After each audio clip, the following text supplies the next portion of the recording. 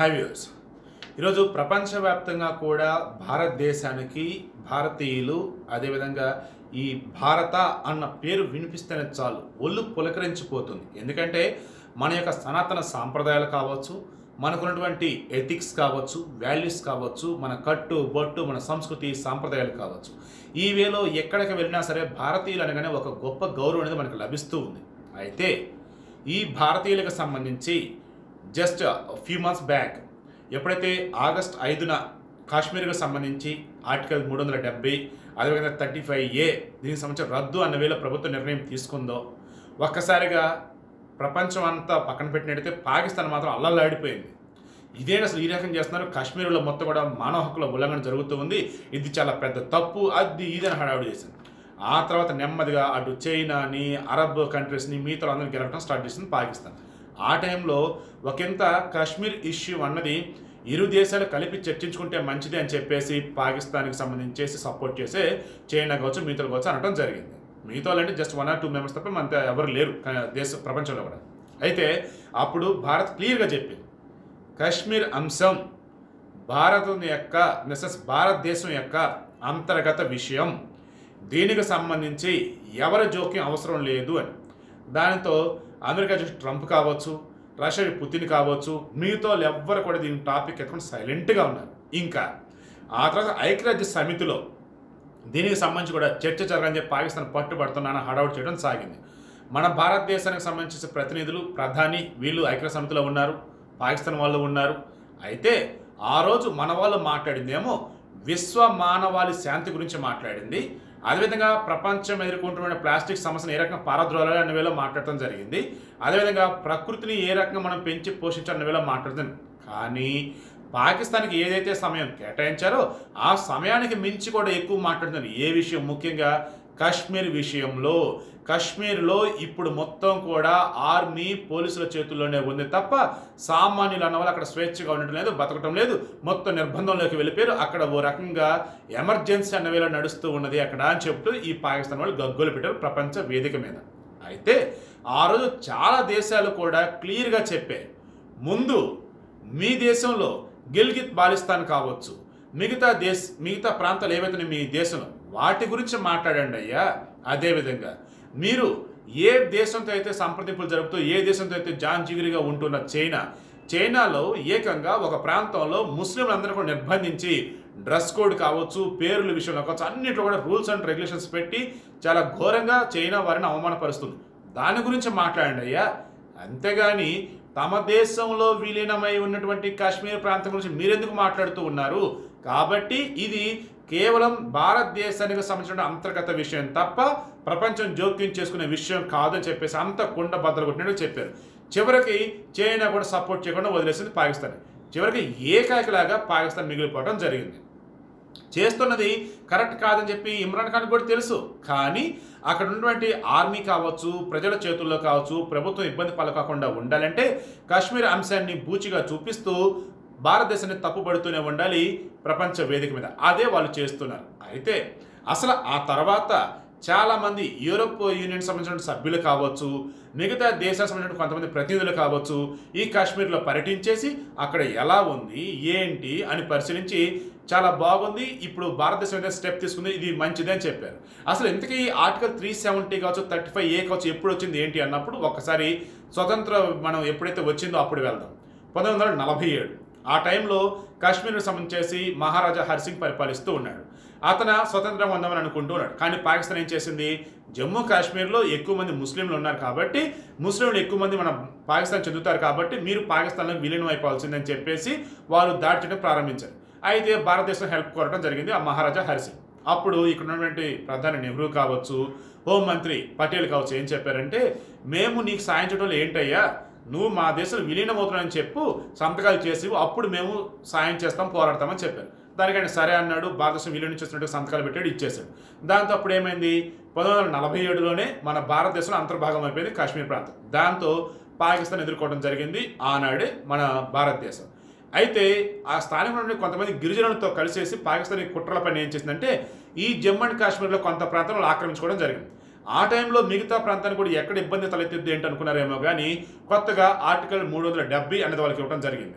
దానివల్ల ఏమైందంటే వారికి సంబంధించిన ప్రత్యేక రాజ్యాంగం, వారికి కొన్ని రూల్స్ రెగ్యులేషన్స్ ఈ రకంగా ఉంటుంది. ఇది కేవలం టెంపరీ అనుకున్నారు. కానీ ఆ తర్వాత ఉన్న ప్రధానమంత్రులు అందరూ దాన్ని ఎక్స్టెండ్ చేసుకుంటూనే వచ్చారు. దానివల్ల ముఖ్యంగా 1990 ప్రాంతం వచ్చేటప్పటికి యాసిన్ మాలిక్ అనేటువంటి ఒక దుర్మార్గుడు, కరడుగట్టిన ఉగ్రవాది నీచాతి నీచంగా ఘోరాతి ఘోరంగా అక్కడ ఉన్నటువంటి ఎంతోమంది హిందువుల్ని చంపడం మొదలుపెట్టాడు. 1947లో దేశ విభజన జరిగినప్పుడు ఏకంగా పాకిస్తాన్ నుంచి వచ్చే రైలు ఏదైతే భారతదేశానికి వస్తూ ఉందో అందులో వలసదారులు వస్తారు కదా అని అనుకుంటే అందులో ప్రతిరోజు నిత్యం ఎన్నో వేల శవాలు వస్తూ ఉండేవట. అంటే హిందువులను చంపడం, ఆ ట్రైన్లో వేయటం, ఇండియాకి పంపడం. ఇలా 1947 దేశ విభజన జరిగినప్పుడు పాకిస్తాన్ నుంచి వచ్చినటువంటి హిందువులు కావచ్చు, సిక్కులు కావచ్చు, వారు 70 లక్షల మంది ఉంటే బ్రతికి చనిపోయి మృతదేహాలు ఏవైతే వచ్చో అవి అక్షరాల 10 లక్షలు అంట.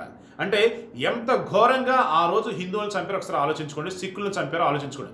అంత ఘోరాతి ఘోరంగా ఆ రోజు పాకిస్తాన్ ప్రవర్తించింది. ఓకే, సో అప్పటి నుంచి కూడా ఎంతోమంది టెర్రరిస్టులను తయారు చేస్తూ ఈ జమ్మూ అండ్ కాశ్మీర్లో వేర్పాటువాదులను తయారు చేస్తూ 1990 ప్రాంతానికి జమ్మూలో ఎక్కడైతే అధిక సంఖ్యలో హిందువులు ఉంటారో వారిని హతమారుద్దామన్న వేళ ఒక టార్గెట్ పెట్టుకొని శ్రీనగర్ ప్రాంతానికి సంబంధించి కూడా, అంటే కాశ్మీర్లో శ్రీనగర్ మెయిన్ క్యాపిటల్ కాబట్టి జమ్మూ అండ్ కాశ్మీర్కి సమ్మర్లో క్యాపిటల్ వచ్చేసి శ్రీనగర్ ఉంటుంది, వింటర్లో వచ్చేసి జమ్మూ ఉంటుంది. ఓకే, ఈ వేసవి కాలంలో శ్రీనగర్ ప్రాంతం ఏదైతే రాజధాని అనుకుంటూ ఉన్నారో ఆ ఏరియాలో చుట్టుపక్కల వచ్చేసి ఎక్కువ మంది ముస్లింలు ఉండేవారు. కాబట్టి అక్కడ కూడా ఈ ఎక్కువ మంది వేర్పాటువాదులు వీళ్ళంతా తయారైపోతూ నెమ్మదిగా యాసిన్ మాలిక్ అనే ఒక దుర్మార్గుడి యొక్క ఆధ్వర్యంలో కొంతమంది బ్యాచ్గా తయారైపోయి వీళ్ళంతా 1990 ప్రాంతంలో ఎంత ఘోరంగా కాశ్మీర్ పండితులు కావచ్చు హిందువులను చంపారు అంటే ఈరోజు అమెరికన్ కాంగ్రెస్లో ఎవరైతే ఒక మహిళ ఉన్నారో ఆమె క్లియర్గా చెప్పడం జరిగింది. ఏమని?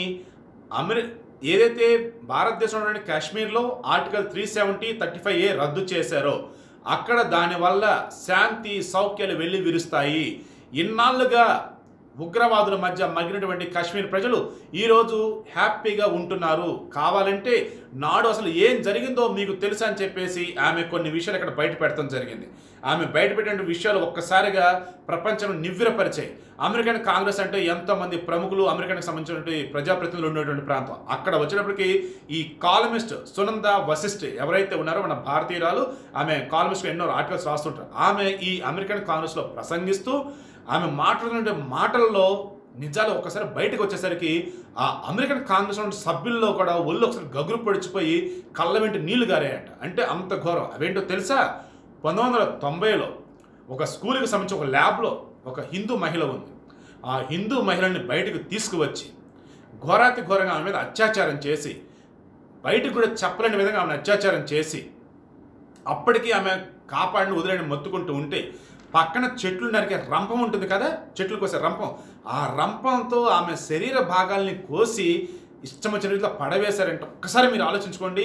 మన భారతదేశంలో ఈ దేశంలో పుట్టినటువంటి వారి పట్ల ఆ ఉగ్రవాదులు, ఆ టెర్రరిస్టులు ఎంత దారుణంగా ప్రవర్తించారో అదే ఏ ఒక్క మైనారిటీ వ్యక్తి మీద అయినా సరే దాడి కనుక జరిగినట్టయితే నాడు ఉన్నటువంటి రాజకీయ పార్టీలు ఏ రకంగా మాట్లాడేవి, ఏ రకంగా పోరాడేవి. కానీ హిందువుల మీద వేల సంఖ్యలో కొంతమందిని ఈ రకంగా చంపితే ఏం చేశారు ఏంటి? అందుకే ఈరోజు ఉన్నటువంటి మోడీ గవర్నమెంట్ ఈ స్టెప్ తీసుకుంది. భారతదేశం అంతా సమానమే, భారతీయులంతా ఎక్కడ క్షేమంగా ఉండాలనుకున్నారు, అందులో భాగాన్ని ఈరోజు ఈ స్టెప్ తీసుకున్నారని చెప్తున్నారు. ఇంకా ఆమె ఏం చెప్పారు అంటే ఇదే 1990 దాడుల్లో ఇప్పుడు ఒక మహిళ గురించి చెప్పాను కదా, ఈమె కాకుండా ఇంకో పురుషుడి విషయానికి వచ్చినట్టయితే పనిచేస్తున్న ఒక పురుషుడు హిందువు అని తెలియగానే అతన్ని తీసుకొచ్చి ఘోరాతి ఘోరంగా చంపి అతను చంపిన తర్వాత అతని శరీరంలోంచి రక్తాన్ని తీసి ఆ రక్తాన్ని అన్నంలో కలిపి ఈ అన్నాన్ని అతని భార్య చేత తినిపించారు. అంటే అసలు చెప్తుంటే చదువుతుంటే నాకే ఒళ్ళు గగురు పొడుస్తుంది. ఇంత ఘోరంగా వాళ్ళు దుర్మార్గానికి పాల్పడ్డారా? ఇటువంటి వాళ్ళు మన భారతదేశంలో ఇన్నాళ్ళు ఉన్నారా? ఎలా ఉన్నారు ఏంటి? ఇంత ఘోరమైనటువంటి సంస్కృతి అక్కడ ఉన్నదా? ఇంత ఘోరంగా అక్కడ దాడులు జరుగుతున్నా సరే స్థానిక ప్రభుత్వాలు ఏం చేస్తూ ఉన్నాయి, స్థానికులు ఎలా వీరికి తోడ్పడ్డారు ఏంటి అని చెప్పేసి నాకే అసలు ఆశ్చర్యం వేస్తూ ఉంది.